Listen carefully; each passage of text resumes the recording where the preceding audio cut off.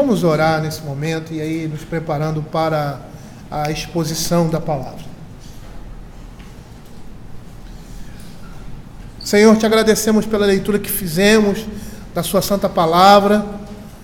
Te pedimos que, Senhor Deus, ela nos prepare também, como todo esse culto, para receber, ó Senhor Deus, agora, Pai, a edificação por meio da exposição da palavra de Deus ao coração do seu povo. Tem misericórdia de nós, ó Senhor Deus, nos faz entender essas coisas na igreja da forma correta, da forma certa, Pai. Nos faz perceber, ó Pai, o chamado, Senhor, que o Senhor tem para a sua igreja, Senhor Deus. Nos faz, ó Senhor, entender essas verdades do Evangelho, Pai, não com um coração pecaminoso ou carnal, mas com um coração, Senhor Deus, submetido ao Espírito Santo. Fala aos nossos corações, ó Senhor Deus, usa, Senhor Deus, aqueles dons que o Senhor tem colocado em nós, e em especial os pregadores, para pregar a Tua palavra, Senhor Deus, com, Senhor Deus, sabedoria, com inteligência, com a sabedoria e inteligência, Senhor Deus, vindas da Tua palavra. Vai além, Senhor Deus, daquilo que falamos, acrescentando, Senhor Deus, palavra a palavra ao coração do Teu povo. É o que nós pedimos, Senhor, em nome de Jesus. Amém. Amém. Queridos, vamos abrir 1 Timóteo, capítulo 3, versos de 1 a 7. Nós começamos a falar sobre os ofícios na igreja, expondo aí 1 Timóteo, que começamos na semana passada. Então, estamos fazendo um pouco diferente, como fazemos naturalmente, porque estamos aí à porta de 2 eleições para oficiais da igreja, diáconos e presbíteros. Então, estamos expondo o texto de 1 Timóteo de manhã e à noite, e vamos continuar assim até encerrar, né, o verso, até o capítulo 3, até o verso 13. Diferente que temos feito de manhã, pregamos o Velho Testamento, e à noite pregamos o Novo, que vamos retornar quando esse período de pregações terminar. Então, semana passada nós começamos, já está até aqueles irmãos que não viram, aí já foi veiculado e tal, seria bom que os irmãos ouvissem essa pregação desde o início. Mas como eu falei na minha oração, nós precisamos quebrar determinados comportamentos de igreja. A nossa igreja está começando agora, mas é uma igreja que já vem, né, de outras igrejas, e esses comportamentos eles se repetem. Nós não podemos olhar para o oficialato como o mundo olha para uma eleição. Muitas vezes na igreja, e às vezes isso acontece, né? Você tem um número determinado de vagas, e às vezes você tem um número maior de pessoas, como aconteceu na Escritura ali, em Atos no início, que são capazes de assumir aquela função.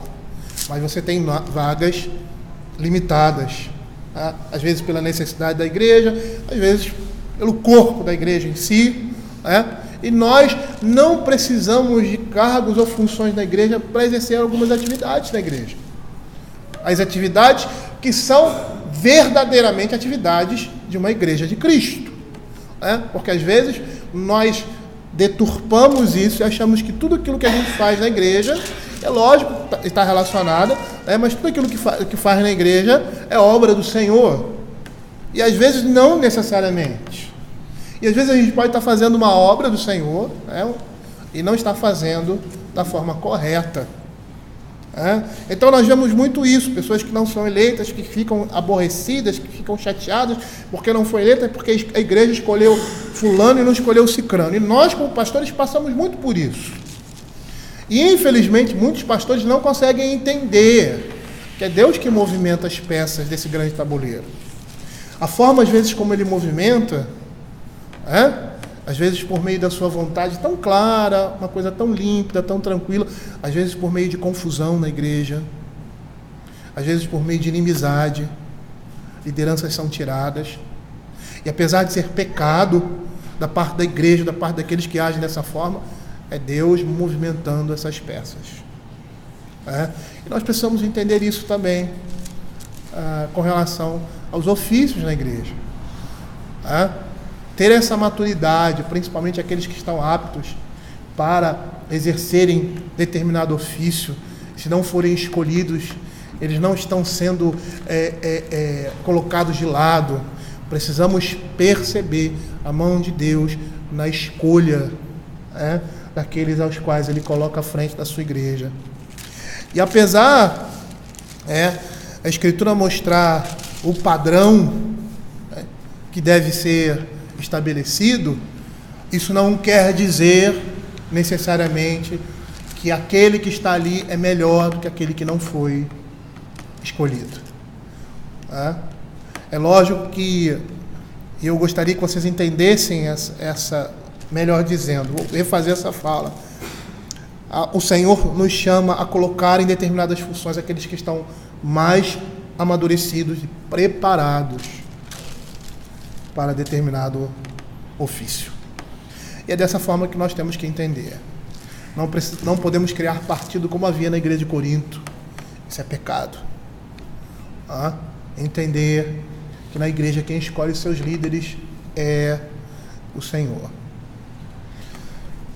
Eu gostaria de fazer uma introdução lembrando algumas coisas que foram ditas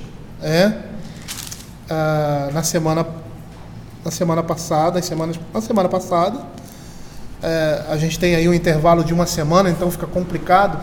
Quando você prega de manhã e prega à noite, você pode seguir uma sequência rapidamente, sem fazer uma lembrança daquilo que foi dito, porque já está na mente.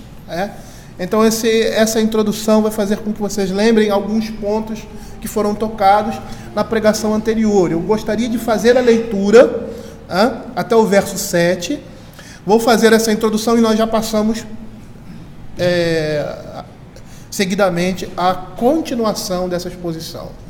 Nós vamos perceber que essa pregação é um pouco demorada. Eu poderia simplificá-la, mas ela é um pouco demorada, é muito descritiva, e o objetivo disso é que nós precisamos entender como igreja quais são, qual é o que representa uma função na igreja e quais são os pré-requisitos para essa função na igreja. E mais, como nós falamos anteriormente, esses pré-requisitos aqui não são exclusivos de presbíteros, são exclusivos para os homens. Os homens são chamados a esse padrão. E aqueles que são liderança, eles não podem ter nenhum tipo de nódoa dessa no seu comportamento. Explicamos o que significa irrepreensibilidade inicialmente. O que nós estamos vendo aqui e o que vai caracterizar cada ponto aqui é que nós não podemos ser conhecidos por vícios que são condenados aqui. Porque todas essas coisas que estão aqui presentes são coisas que fazem parte da nossa natureza. É lógico, elas são vício pecaminosa. E, de uma certa forma ou outra, nós sempre vamos cair num ou noutra situação, outro pecado como esse. Eu não estou dizendo que isso é uma permissão, mas, na realidade, nós precisamos entender que o presbítero, o oficial da igreja e o crente, ele não pode ser reconhecido por essas falhas. Ele não pode ser reconhecido por esses vícios. Ele não pode ser caracterizado por eles. Às vezes você diz assim, fulano é inteligente. Por quê que ele é inteligente? Porque os outros não são? Não. É porque ele se destaca naquilo. É porque ele é uma pessoa estudiosa.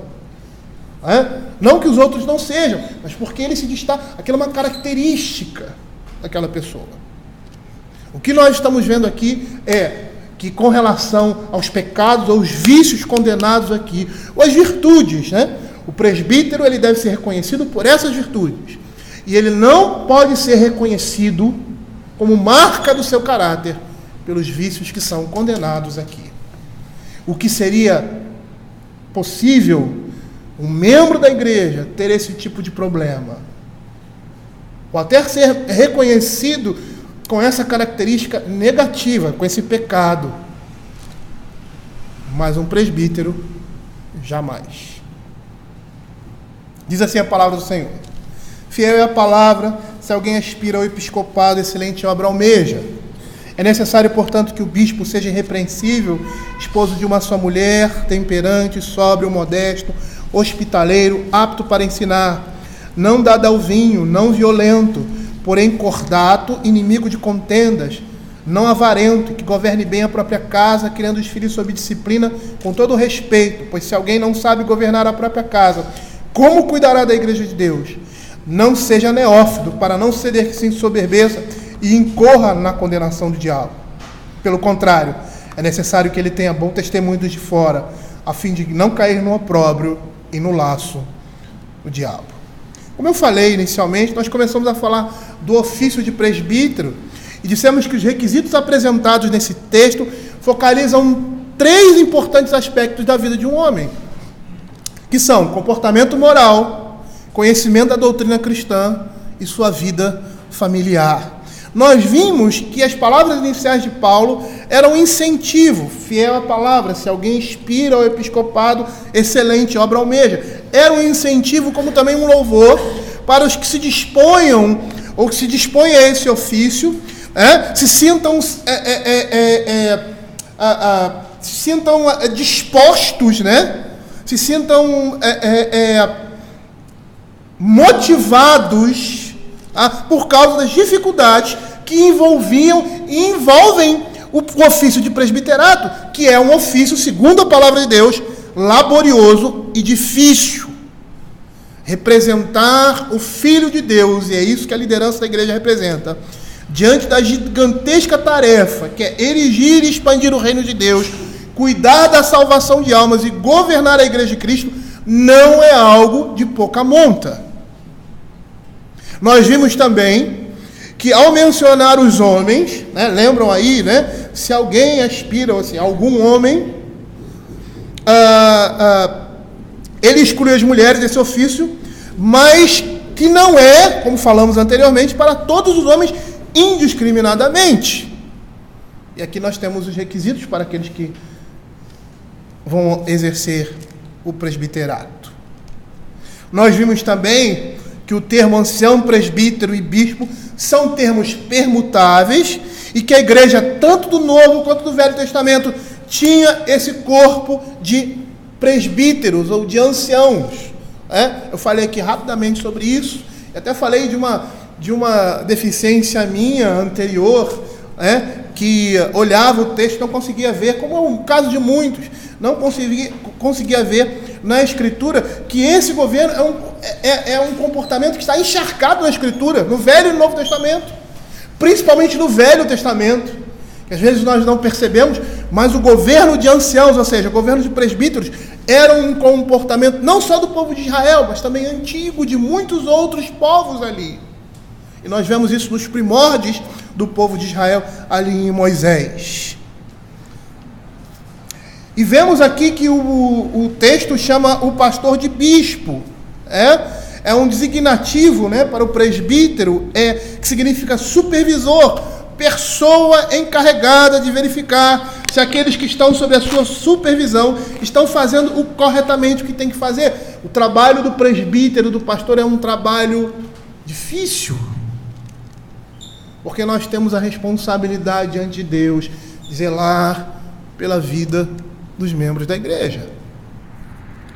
E muitas vezes fazemos isso mais do que os próprios membros. Como pais, estamos vendo, estamos cuidando, estamos orientando o povo de Deus. Isso não é fácil. Lidar com pessoas adultas e dizer que elas estão num caminho errado não é fácil. Precisa ter muito tato. Mas é um trabalho que deve ser feito. É função daqueles que supervisionam, bispos. E aí, iniciando os requisitos para o presbiterato, nós temos aí uma primeira característica que, na realidade, é vamos dizer assim, um tópico geral. É necessário que o bispo seja irrepreensível. E aí nós temos todas essas características aí, todos esses requisitos que estão relacionados a essa irrepreensibilidade do presbítero. Ou seja, o que o apóstolo Paulo quer dizer quando diz que o presbítero deve ser irrepreensível, que o presbítero não deve ser aquele que está marcado por alguma coisa vergonhosa que leve a sua autoridade ao descrédito. E nós devemos lembrar que esse padrão é um padrão que deve ser perseguido por todos os homens. E aí nós temos algumas características que eu gostaria rapidamente de falar. Em primeiro lugar, esposo de uma só mulher. O presbítero deve representar um ideal bíblico de matrimônio, sendo exemplo para a comunidade cristã. E o sentido dessa passagem é: o bispo ou ancião deve ser um homem de moralidade inquestionável, que seja inteiramente fiel à sua única e exclusiva esposa. Ele é chamado também de temperante, um homem de completa clareza mental e bom juízo. É isso que essa palavra quer dizer. Uma pessoa equilibrada em suas ações, que tenha autocontrole. E aí nós temos, paralelamente a essa característica, a essa virtude, a sobriedade e a modéstia. Como nós falamos antigamente, na última semana, não existem sinonimias perfeitas. Então cada palavra vai acrescentar um pouco mais ao sentido da outra. Sóbrio, alguém equilibrado em seus juízos e na maneira de julgar, que freia os próprios desejos e impulsos. Alguém que não está disposto a aceitar disparates daqueles que estavam disseminando erro ali mesmo na igreja de Éfeso. Imaginem um líder que se deixa levar por todo e qualquer tipo de doutrina nova. A igreja fica perdida, não sente proteção, ela se sente solta, não se sente segura. Modesto é alguém que é bem comportado, sereno, de comportamento ordeiro, no cumprimento dos deveres e no ordenamento da vida interior. Ou seja, ele não é um esbanjador, não é alguém que ama o luxo, é moderado no uso que faz das coisas. Com essas características, o bispo deve ser um homem de excelência moral interior e de uma conduta externa bem ordenada. E aí, continuando a nossa exposição, o apóstolo Paulo continua: temperante, sóbrio, modesto, hospitaleiro e apto para ensinar. É interessante nós percebermos o contexto dali da igreja em que o apóstolo Paulo, o contexto do tempo de Paulo, quando ele fala isso. Por quê? Porque era uma prática comum na igreja primitiva. Era vexatório, por vezes, as pessoas honestas se hospedarem em estalagens, em hotelarias naquele tempo. Por quê? Porque aqueles lugares eram muito mal frequentados. As pessoas que se hospedavam ali, muitas vezes, corriam perigo até de vida. Por outro lado, muitos eram perseguidos por causa do evangelho, e a casa dos bispos, dos presbíteros, era um refúgio para essas pessoas exiladas. Também, naquela época, por serem lugares muito perigosos, os bispos abriam caminho para que outros crentes usassem de hospitalidade quando havia necessidade. Naquele tempo, as viúvas e os órfãos geralmente dependiam da bondade de parentes e amigos. E quando as perseguições que eram ferozes ocorriam, havia necessidade dessas pessoas serem recebidas na casa de outras pessoas. E aí, a hospitalidade era um requisito naquela época para todo crente, como é hoje, segundo a sua capacidade e oportunidade de oferecer. Isso torna-se para o bispo um requisito indispensável. Por quê? Porque o presbítero deve ser aquele que acolhe, que está sempre a dividir os seus bens com os outros, ou seja, o seu conforto, de auxiliar os irmãos em suas dificuldades. E nós vamos perceber que a hospitalidade também é demonstrada quando nossos irmãos estão em dificuldade por causa de doença, trabalho e outras contingências, e oferecemos a nossa casa, o nosso carro, o nosso tempo para auxiliá-los. A hospitalidade pode ser demonstrada no nosso tempo de muitas formas. Naquele tempo havia mensageiros, que iam de um lugar a outro, levando a palavra de Deus. O próprio apóstolo Paulo, Epafrodito, ele faz uma viagem, e muitas vezes essas viagens eram longas, eles tinham que parar no meio do caminho, e aonde eles paravam, aonde eles ficavam? Na casa dos crentes, e os presbíteros eram os primeiros a oferecer a sua casa. Nós não temos necessariamente isso hoje em dia, né? Mas a hospitalidade, a nossa hospitalidade, pode ser demonstrada de muitas formas. Com a nossa disposição em ajudar, oferecendo o que temos para isso, né? O nosso tempo. E um homem que não apresenta essa disposição, e de uma certa forma ele demonstra avareza, não pode assumir o presbiterato. Por quê? Porque a hospitalidade é fruto do desprendimento, da disposição em auxiliar e do amor ao próximo. É interessante quando nós vamos falar em outro lugar, às vezes as pessoas perguntam onde a gente quer ficar. Pastor, o senhor quer ficar num hotel? O senhor quer ficar num... E a gente sempre fala, olha, fiquem à vontade. Às vezes o hotel é muito caro. Nós preferimos ficar na casa das pessoas. Mas nós queremos também incomodar. Então, pastor, fica à sua disposição. E tem sempre um crente que diz assim, eu quero que o pastor vá para a minha casa. Eu sei de histórias, fico sabendo depois. E já houve briga, no bom sentido. Nesse caso era um presbítero com outro, brigando, não, ele vai ficar na minha casa, não, ele vai ficar na minha, não sei o quê, não. A hospitalidade demonstra desprendimento, disposição, amor ao próximo. Olha o que Paulo fala em Filipenses capítulo 2, verso 4.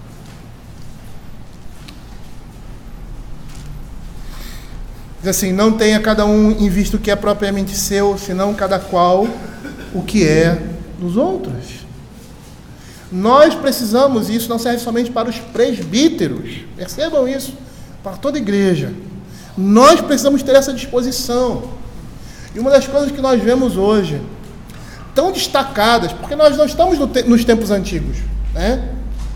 Mas tão destacada é a hospitalidade. Às vezes não temos prazer em receber pessoas em nossa casa. E às vezes nós não exercitamos esse tipo de coisa, e isso é muito salutar na vida da igreja. Temos o hábito de trazermos para dentro da nossa casa, compartilhar ali daquele dia, da nossa intimidade ali, da nossa vida cotidiana, né? Com os nossos filhos, irmãos nossos.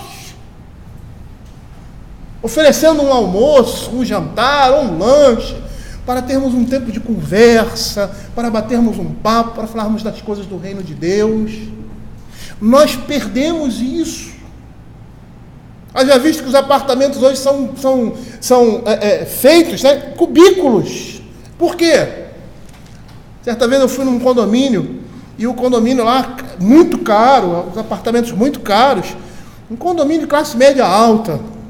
Tem um tempo atrás, foi até que perto. Alguns até vão saber qual é. E a casa acho que era 50 ou 60 metros quadrados. Alguma coisa assim.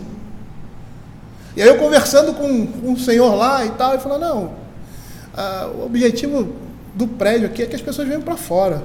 Tem playground, tem sauna, tem padaria, tem aquilo, blá, blá, blá, um monte de coisa. É tirar as pessoas de dentro de casa. É bom você ter um lugar como esse. Mas percebam o que essa filosofia está dizendo. Que o nosso lugar não é dentro da nossa casa. É no play, é em qualquer outro lugar. Ali as pessoas não estão partilhando da nossa intimidade, da nossa amizade. É uma coisa mais generalizada. Eu estou falando no mundo. Não se fazem mais casas com quartos, 2, 3, 4 quartos, ou quartos sobrando para você receber uma visita, alguém. Perdemos isso. Mas nós precisamos resgatar isso. na vida do povo de Deus, porque isso é bênção para nós. A palavra hospitaleiro aqui, no sentido original, é amigo de forasteiros, filoxenos no grego, amigo de forasteiros. Uma pessoa hospitaleira é amigo de forasteiros, compartilha as suas necessidades, é uma pessoa cortês, e a palavra de Deus está recheada de textos que chama o crente a ter esse comportamento para com seu próximo. Abra aí Hebreus capítulo 13, verso 2. Olha o que a Escritura vai dizer.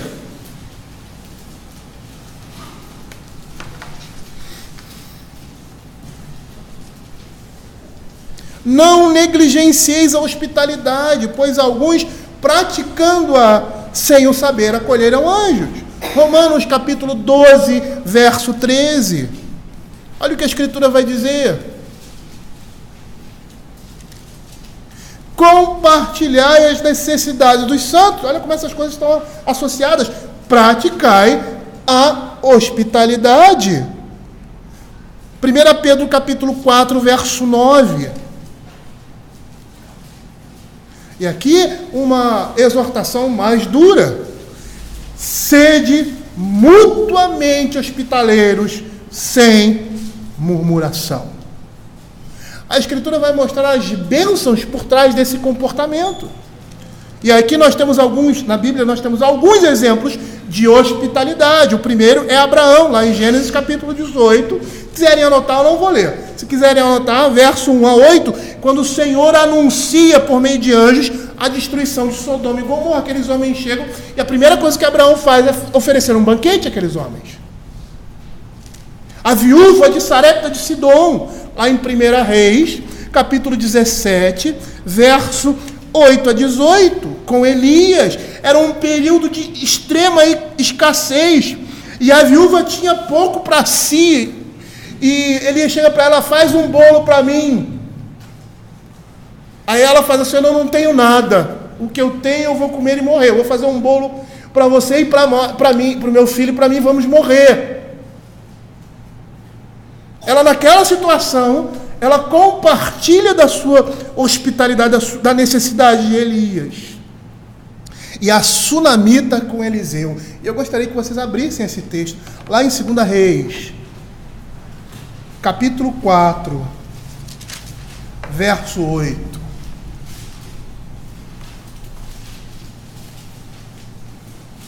Até o verso 10. Olha como isso está descrito na Escritura. E as bênçãos advindas desse comportamento.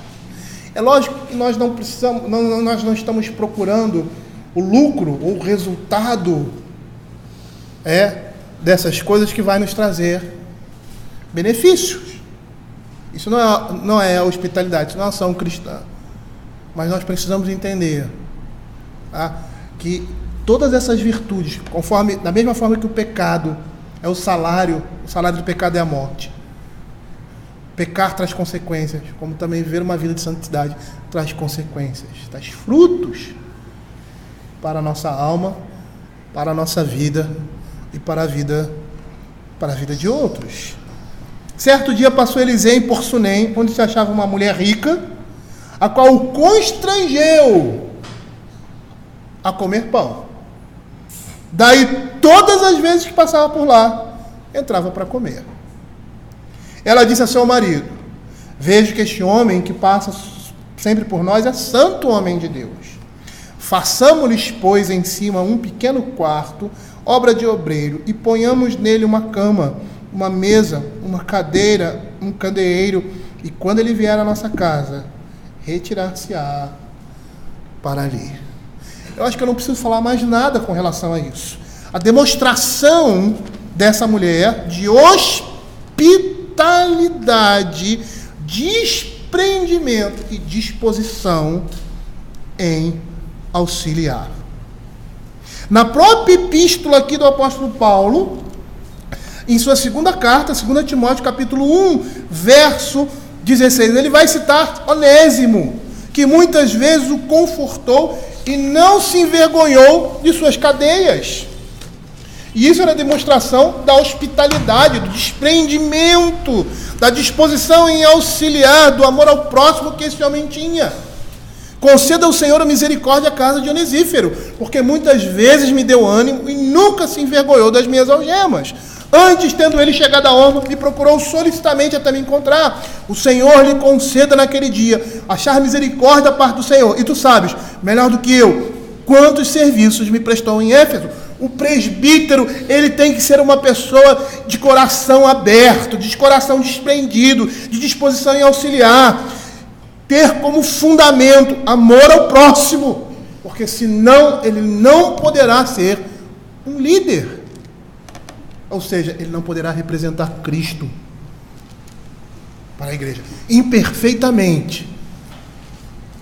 Mas mesmo assim, não poderá representar Cristo. Mas percebam que ele não para só aí, ele fala de um aspecto, eu acho que muito importante também, na vida do presbítero. Ele tem que ser apto para ensinar. O presbítero deve ser capaz de ensinar, hábil para o ensino. Ele deve apresentar sabedoria no traquejo de aplicar a palavra de Deus, visando a edificação da igreja. E essa palavra aqui, a ensinar, deu origem a didáticos na nossa língua que denota aquele que proporciona instrução, informação. Essa palavra na nossa língua, didática, significa a arte de transmitir conhecimentos, a técnica de ensinar. O presbítero deve ser apto para isso. Agora tem uma coisa interessante, eu vou abrir um parêntese aqui, que eu vou falar sobre as duas classes de presbíteros. E isso tem acontecido muito no meio cristão. Jovens que são desprendidos com relação à palavra, que têm habilidade, em apresentar a palavra de Deus, são colocados nessas funções de forma temerária. Por quê? Porque esse pré-requisito está atrelado a todos os outros e está atrelado a uma condição muito interessante com relação ao presbiterato: a experiência. Muitos jovens estão indo para o seminário porque são bons na aplicação da palavra, deveriam exercitar isso na igreja até o momento propício.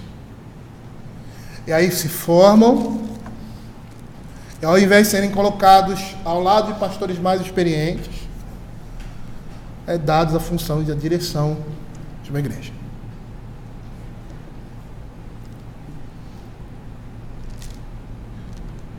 É complicado, porque ele pode até se sair bem, e pode até não ter nenhum problema, que é impossível.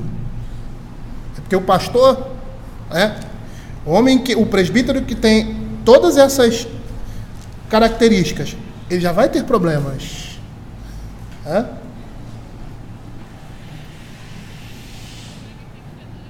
Mas mesmo que isso não acontecesse, a Escritura está dizendo que não. Nós não somos pragmáticos. Nós não podemos ser pragmáticos. Está funcionando, é o correto. Nós não podemos ser pragmáticos. E nós vamos ver que o pragmatismo na Escritura é maldição. É cegueira. Quando uma coisa errada está dando certo, Deus está trazendo juízo àquelas pessoas para que elas continuem cegas até chegarem o momento do seu juízo final. Não estou dizendo lá no céu, não. Estou dizendo aqui mesmo, na situação em que essas pessoas estão vivendo. Abram 1 Timóteo capítulo 5, verso 17. A palavra de Deus vai mostrar que existem duas classes de presbíteros. Por que eu estou falando isso? Porque eu estou falando em apto para ensinar.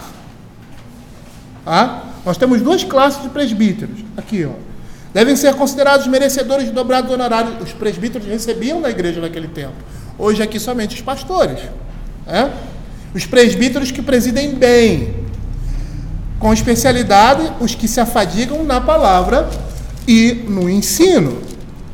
Nós vimos lá na constituição de diáconos, aí nós vamos falar isso mais adiante, quando falarmos sobre os diáconos, que eles foram escolhidos para fazer aquilo que os presbíteros não podiam fazer, porque não estava na alçada deles fazer. E o trabalho diaconal é um trabalho de misericórdia e é um trabalho funcional. No Velho Testamento, quem eram os diáconos? Você tem lá os dispenseiros, né?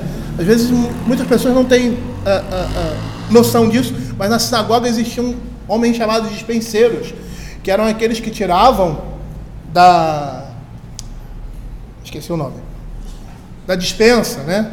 Não é bem essa palavra que eu queria dizer, não. Da onde você guardava os alimentos e tal, e davam para aqueles que tinham necessidade. Eram chamados dispenseiros. No Velho Testamento você tinha o quê? Os levitas, que guardavam. Lembra aqui que nós falamos de Acã? Da rebeldia de Acã. Por quê? Porque ele estava enfadado de fazer aquilo que somente ele podia fazer e ter sido vocacionado por Deus. Responsável pelas coisas do templo, pelas mesas, pelos utensílios, pela tenda da congregação. Eles não entravam e não eram sacerdotes, muito menos sumos sacerdotes. Porque existiam os sacerdotes e existiam os sumos sacerdotes. Sacerdotes são aqueles que serviam dentro do templo. Mexiam e ofereciam aquelas coisas, sacrificavam os animais. E o sumo sacerdote era aquele que, diferente dos outros, entrava no Santo dos Santos e oficiava diante de Deus em favor do povo. Então, os levitas ali trabalhavam nessas coisas. Levantavam as cabanas, tiravam as cabanas, colocavam os utensílios. E eles eram purificados, separados do povo para fazer essa tarefa, que não era de pouca monta. Pelo contrário. Na igreja nós temos dois tipos de anciãos. Os anciãos que presidem, os presbíteros que presidem, chamados de presbíteros regentes, e os presbíteros docentes. E nós vemos esse comportamento também no Velho Testamento. Percebam que quem falava ao povo, quem era o profeta? Moisés. Ele estava sozinho? Não, ele tinha Arão, seu porta-voz. Mas toda vez que ele falava ao povo, ele chamava quem? Os anciãos. E nós vamos ver isso em todo o Velho Testamento. No Novo Testamento, o apóstolo Paulo ali, em Atos capítulo 20, verso 17, ele manda chamar os presbíteros de Mileto. Quer dizer, os presbíteros. O próprio apóstolo Paulo aqui vai orientar Timóteo a eleger presbíteros na igreja.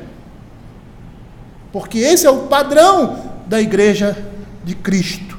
Mas nós temos aqui duas classes, os presbíteros regentes, aqueles que governam, e os presbíteros docentes, aqueles que juntamente com os presbíteros regentes governam, mas eles se dedicam exclusivamente o quê? A palavra. A palavra, são pregadores, são expositores, são mestres. Mas independente dessas diferenças, os dois são incumbidos de governar o povo de Deus e devem ser qualificados para a docência. Isso não quer dizer que todo presbítero tem que ser um pregador. Todo presbítero tem que ser um professor de escola dominical. É bom que seja. Mas ele é aquele que governa a igreja. Que pastoreia individualmente e em grupo.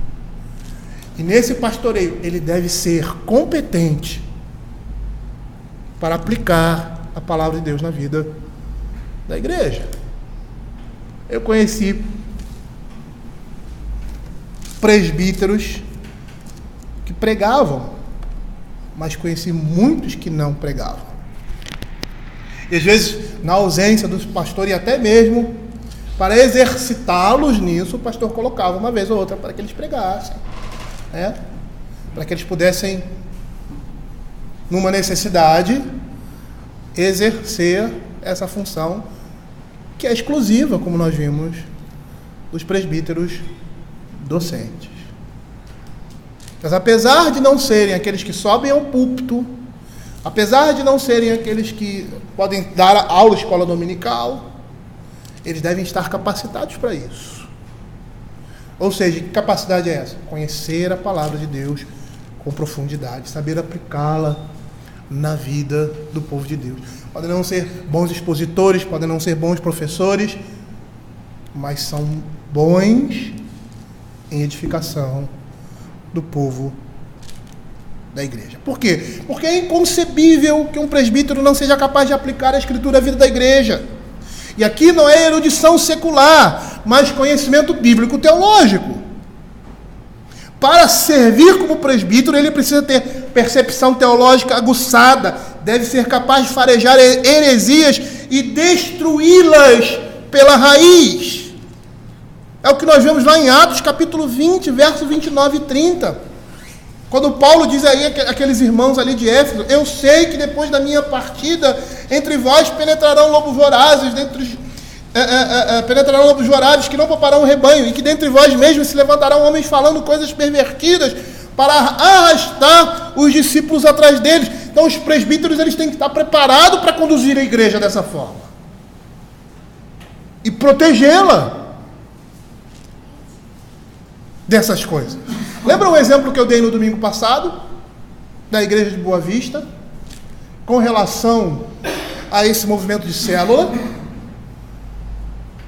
em que o pastor da igreja, junto com os presbíteros, chamou o pastor para falar, né? Fizeram lá uma refeição, um jantar e tal, uma coisa assim mais descontraída, e ele foi apresentar esse programa minuciosamente. Isso depois de algumas pregações que ele fez sobre isso. E isso já estava previsto, porque essa era a prática do pastor. Qualquer coisa que eles ouviam de diferente, ou qualquer coisa, algum comportamento, né, e tal, e necessariamente seja ruim, que ele queria aplicar à igreja, primeiro ele trazia os presbíteros da igreja e iam conversar sobre isso. E nessa conversa, eles perceberam, e não foi o pastor que induziu eles a isso, não, ou o pastor que conduziu a conversa. Eles perceberam: pastor, isso é furada, uma expressão mais popular, isso aí não... Todos chegaram a essa conclusão. Essa é a função deles. E apesar de sabermos, como no tempo do apóstolo Paulo, como no nosso tempo, haver duas classes de presbíteros que governam e os que se dedicam à pregação e governo, são os presbíteros docentes, todo presbítero deve estar capacitado com conhecimento da Escritura para aconselhar os que buscam o seu conselho. É inadmissível um presbítero da Igreja Presbiteriana do Brasil desconhecer as confissões da igreja, os catecismos, a sua teologia básica. E para isso ele precisa de formação. E que formação é essa? Na igreja. Na igreja. Quem forma os presbíteros regentes são os presbíteros docentes. Abra Atos capítulo 20, verso 26 e 27.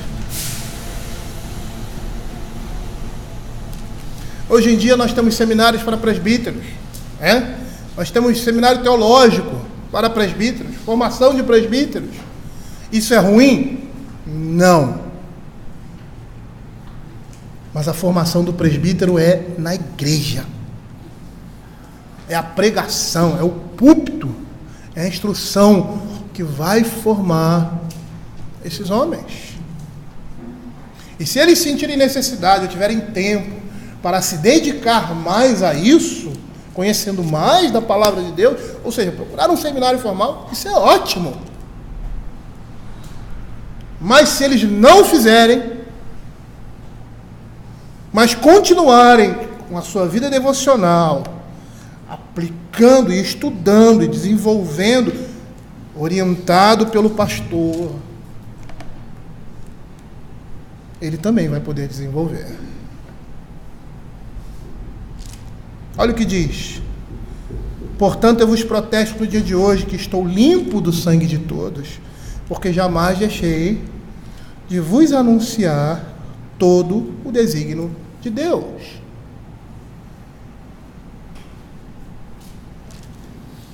Paulo estava dizendo que a formação deles foi dada. E agora eles estavam preparados. E essa é a perspectiva ali de Atos. Agora vocês estão preparados por quê? Porque vai acontecer isso, vai acontecer isso, vai acontecer. Eu estou tranquilo. Eu preparei vocês. Abre 2 Timóteo capítulo 2, verso 2. Olha o que diz a palavra do Senhor. Paulo falando a Timóteo. O que de minha parte ouviste, através de muitas testemunhas, isso mesmo transmite a homens fiéis e também idôneos para instruir outros. Timóteo não poderia dizer, eu nunca ouvi isso, você nunca pregou isso. De vez em quando aqui na igreja tem uma pessoa que fala, você nunca pregou. Realmente, acho que não dá para pregar tudo, né?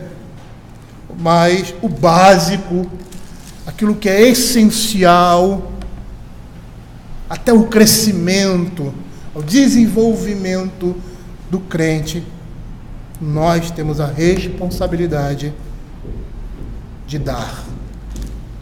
É no púlpito, é na igreja que o crente é formado, que os presbíteros são formados, que os pastores são vocacionados e são chamados.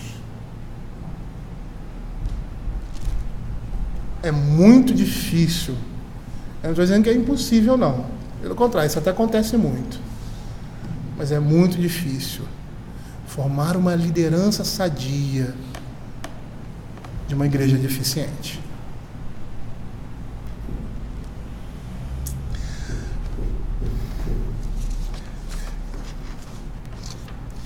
Agora nós entramos em alguns requisitos expressos de forma negativa. Eu fiz questão de refrisar isso, porque hoje em dia nós estamos discutindo uma disciplina, tal de disciplina positiva por aí, né? Eu sou professor e tive uma aula aí, um aspecto pedagógico, aplicação em sala de aula, né? Os alunos e tal, primeiro segmento do ensino fundamental, que falava sobre isso. Disciplina positiva. Tá? Já ouvi isso no seio da igreja. Pessoas, né, escrevendo, falando sobre disciplina positiva com relação aos filhos. Você não pode dizer, não, filho, não desce daí. Você não pode dizer isso. Não pode, está errado. Tem que usar outro tipo de palavra, porque o não você não pode usar. Então você desça daí, vai melhor. Não pode. Não pode, senão não pode usar, eu estou usando. É incoerente. Tá? Na realidade, o que é isso? Na realidade, isso é sabedoria humana. Tá? E nós como crentes, não podemos embarcar nisso, não. Porque é muita mentira misturada com verdade. Aí você se deixa levar. Tá? Então, escutou sobre disciplina positiva, não tem nada de positivo aí, não. Pelo contrário. Pelo menos até o que eu tenho visto. É distorção da palavra de Deus. Agora, o apóstolo Paulo começa a dar algumas imperativos negativamente. Requisitos expressos de forma negativa. E são esses requisitos que vão se referir agora, em particular, à vida cotidiana. Parece que esse primeiro momento foi um aspecto mais moral, né, do comportamento do presbítero, e agora aspectos mais relativos à vida cotidiana. E o primeiro é não dado ao vinho, é aquele que bebe em excesso. Isso seria indecoroso ao presbítero, resultando em muitas coisas piores, como rixas, atitudes nécias, ausência de castidade e outras coisas que não vale a pena mencionar. A bebida em excesso está ligada à dissolução.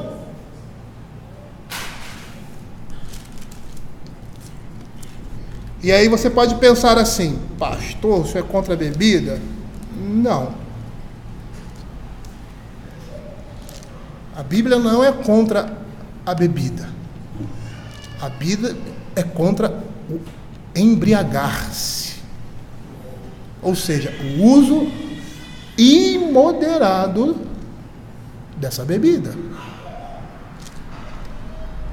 Efésios capítulo 5, verso 18. Diz assim, não vos embriagueis com vinho, mas enchei-vos do Espírito. Calvino, comentando esse verso, ele diz que o desregramento e a dissolução vêm em decorrência da embriaguez. Sendo assim, os beberrões logo perdem a modéstia e não conseguem conter-se pelo pudor. O contexto ali do apóstolo Paulo era um contexto também religioso. As pessoas usavam a bebida nas festas a Dionísio, que ficaram mais conhecidas entre o povo romano, e chegou para nós, porque somos latinos, de Baco, chamado de bacanais. Aí você olha, pastor, que é isso? É isso mesmo. É isso que acontecia, tanto no meio grego, quanto no meio romano. Pessoas que se embriagavam e faziam de tudo. E os outros não poderiam pará-lo, ou dizer assim, não faça isso. Por quê? Porque eles estavam possuídos pelo Deus do vinho. Então, percebam que eles davam largas aí à sua imaginação e ao seu pecado. E é nesse contexto que o apóstolo Paulo, não vos embriagueis com vinho, mas encheis do Espírito. Calvino diz ainda, onde o vinho reina, o desregramento prevalecerá. Entenda que a expressão aqui, vinho, é metafórica. O que é uma expressão metafórica? É uma expressão conotativa, ela não está dizendo literalmente. Onde o vinho reina, ou seja, o vinho reina, aqui o que seria o vinho reina? Onde a bebida em excesso, a embriaguez. Porque a pessoa que bebe em excesso, ela se embriaga. Nós temos um contexto aí cultural, com relação à bebida e tal. Eu até já falei sobre isso, não vou entrar em detalhes aqui nesse sentido. Mas ele está dizendo assim, onde o vinho reina, ou seja, onde as pessoas perdem os freios, onde o vinho reina, o desregramento prevalecerá. Consequentemente, todos os que cultivam algum respeito pela moderação e decência devem fugir e abandonar a bebedice, ou seja, a embriaguez, o excesso no uso de bebidas alcoólicas. Paulo vai declarar claramente que aquele que não pratica a temperança não tem direito algum ao lugar de presbítero. Perceba que a embriaguez, o excesso do vinho está relacionado à falta de tempero, de comedimento. Um bebedor de vinho é uma pessoa dominada pela bebida, um ébrio, e não pode ser um bispo. Na Escritura nós vemos algumas pessoas culpadas desse pecado que é condenado aqui. E que pecado é esse? A embriaguez. É lógico que a gente evolui, no pensamento, ou melhor, amadurece. Antigamente, se um crente tomasse um copinho de vinho, ou quando você fala em cerveja, pronto, e acabou, estava no inferno. E quando você amadurece, a igreja amadureceu. A gente precisa perceber também todo o contexto que nós vivemos. Paulo diz que nós podemos usar todas as coisas nos são lícitas, mas nem todas são convenientes. E todas as coisas aqui não está relacionado ao pecado. Beber uma bebida alcoólica não está relacionado a pecado. Mas ter esse comportamento, ou seja, esse desregramento, ser uma pessoa que se entrega a isso, é pecado.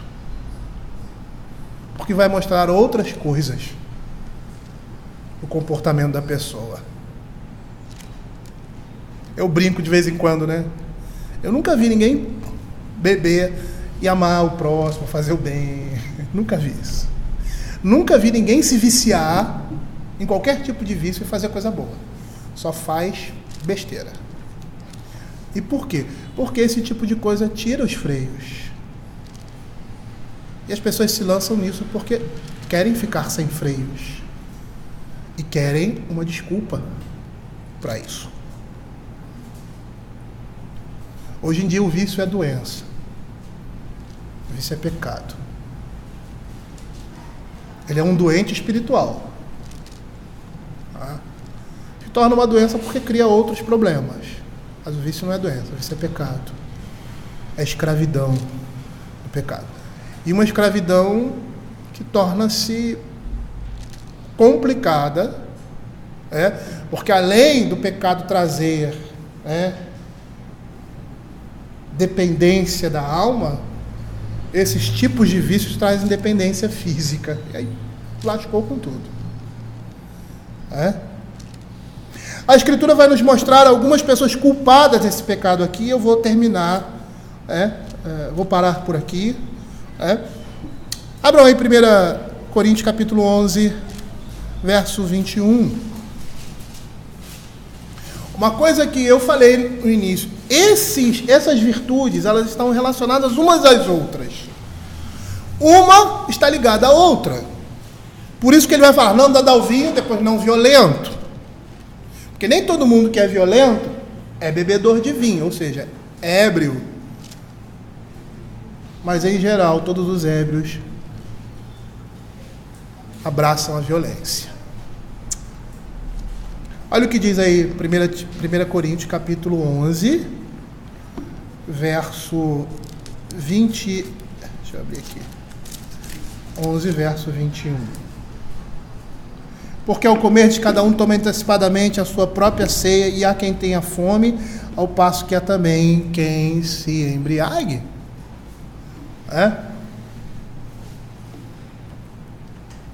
As pessoas estavam indo para a ceia e estavam ficando bêbadas.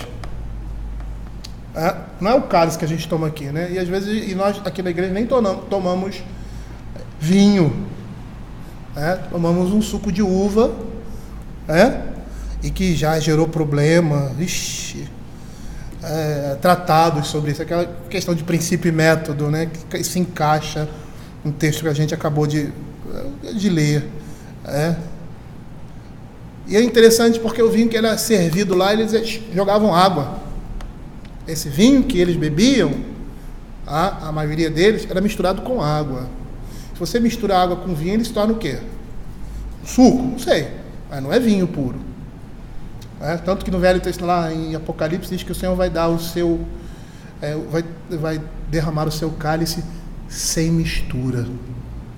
Para atenuar lá, o teor alcoólico daquele produto. Bom, o vinho também era chamado de suco de uva. Bom, mas isso aí é irrelevante.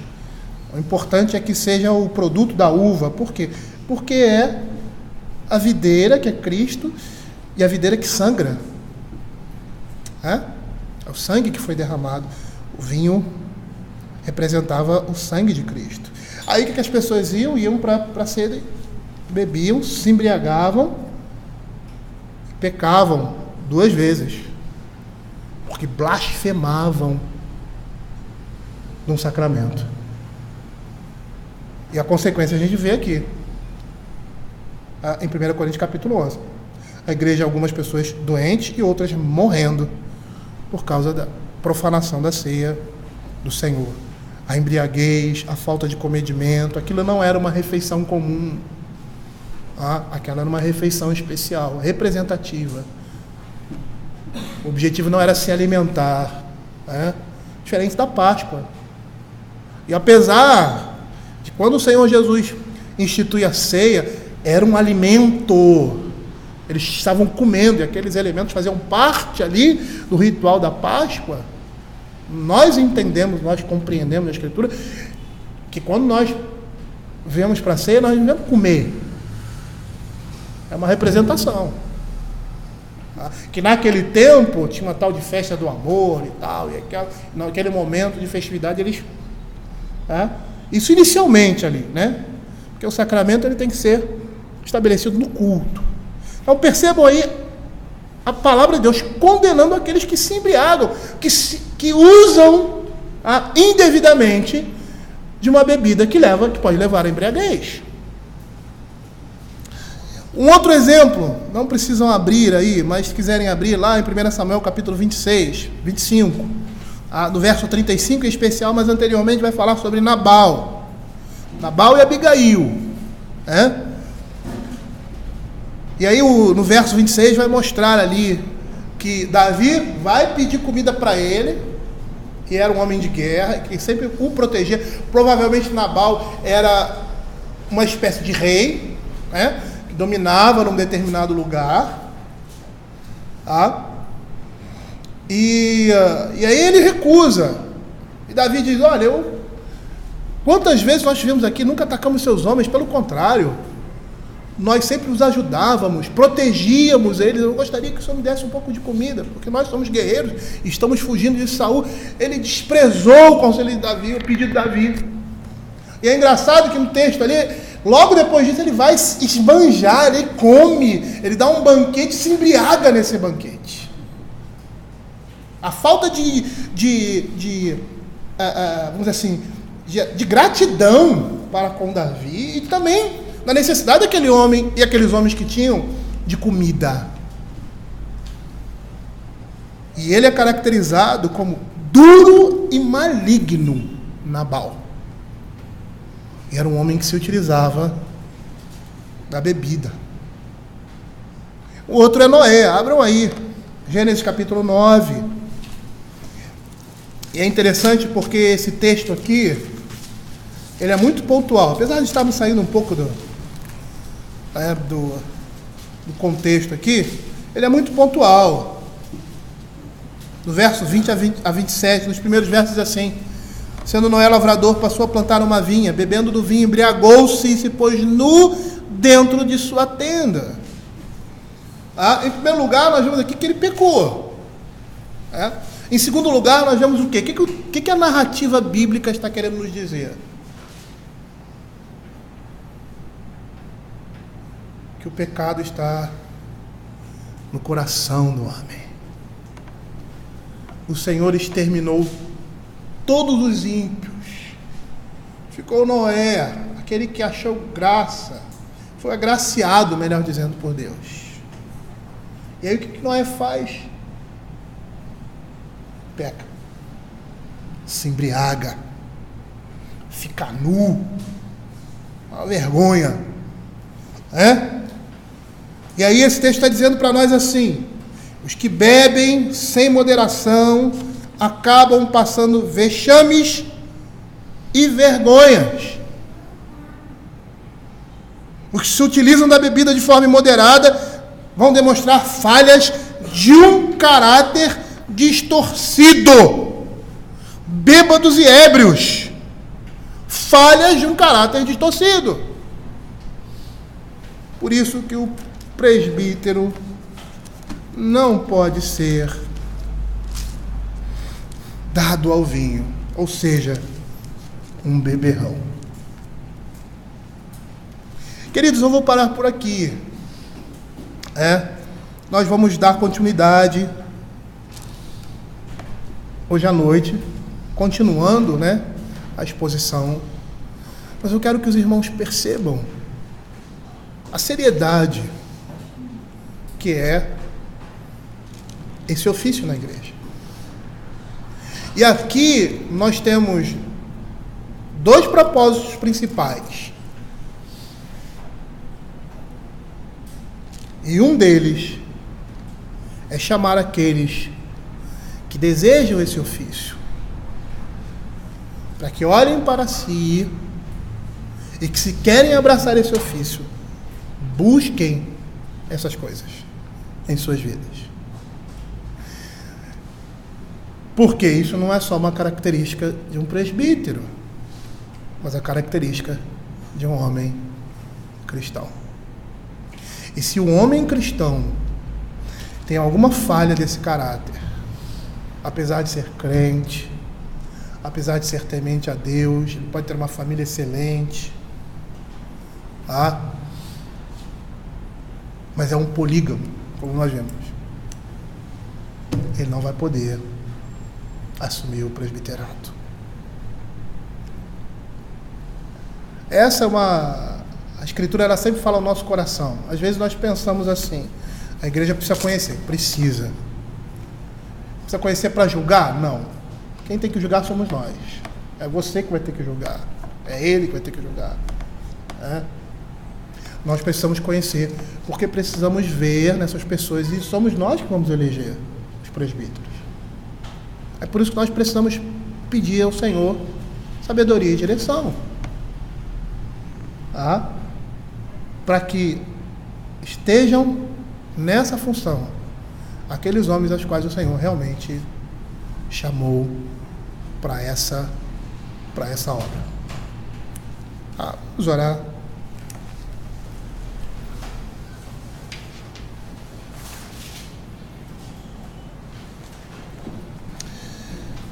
Senhor, queremos te agradecer pela tua palavra e pedir que o Senhor esteja nos dando sabedoria, abrindo o nosso coração e nos preparando, Senhor Deus, para podermos, ó Senhor Deus, escolher aqueles aos quais o Senhor chamou.